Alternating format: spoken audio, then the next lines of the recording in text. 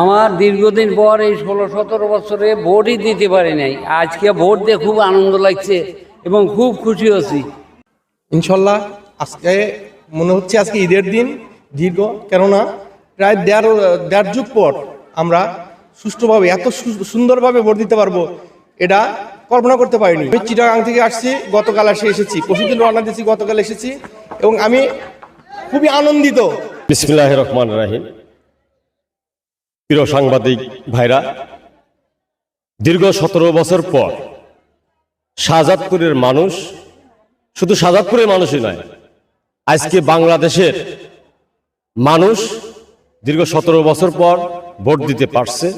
তার পরিপ্রেক্ষিতে সিরাজগঞ্জ 6 শাহজাদপুরে অতি উৎসাহ উদ্দীপনার মধ্যে দিয়ে ভোট গ্রহণ এখন প্রায় 2টা বাজে। আপনারা দেখতে পাচ্ছেন ব্যাপক উপস্থিতির মাধ্যম দিয়ে ভোট গ্রহণ হচ্ছে এবং অত্যন্ত সুষ্ঠু ভোট গ্রহণ হচ্ছে।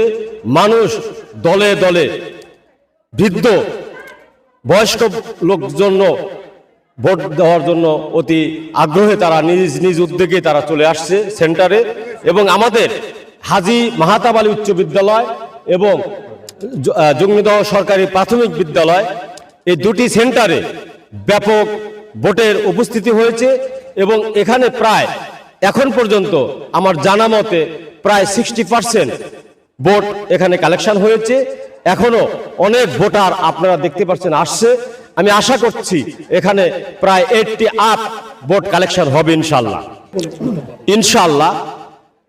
আমাদের দল বিএনপি, বাংলাদেশ জাতীয়তাবাদী দল বিএনপি শাহজাদপুরে এমন একজন মানুষকে নমিনেশন দিয়েছেন, ধানের শীষে নমিনেশন দিয়েছেন প্রফেসর ডক্টর এম.এ. মুহিত ভাই। উনি অত্যন্ত ভালো মানুষ।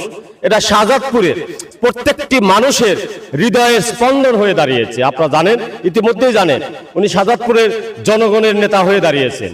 সুতরাং দল মল নির্বিশেষে শাহজাদপুর উপজেলার সকল পর্যায়ের মানুষ প্রফেসর ডক্টর এম.এ. মুহিত ভাইকে ধানের শীষ মার্কায় ভোট দিচ্ছেন। সুতরাং আমি আশা করি অবশ্যই আমাদের 12 নম্বর ইউনিয়নের প্রত্যেকটি সেন্টারে ব্যাপক ভোটের মাধ্যমে ইনশাআল্লাহ উনি বিজয়ী হবেন। কেমন লাগছে? খুব সুন্দর লাগলো, খুব সুন্দর, ভালো লাগতেছে। এত সুষ্ঠু ভোট কোনো দেখিনি, হয় নাই। আমি মূলত চিটাগাং থেকে এসেছি ভোট দিতে। আমি ভোট দিতে আনন্দিত এবং খুবই গর্বিত। এত সুন্দর ভোট দিতে পারবো ইনশাল্লাহ। এ সম্পূর্ণ আমার এখানে বড় ভাইয়ের সালামে ভাইয়ের আগমনে আমি আসছি, তার আমন্ত্রণে আমি আসছি। আমি খুব খুশি এবং এত সুন্দর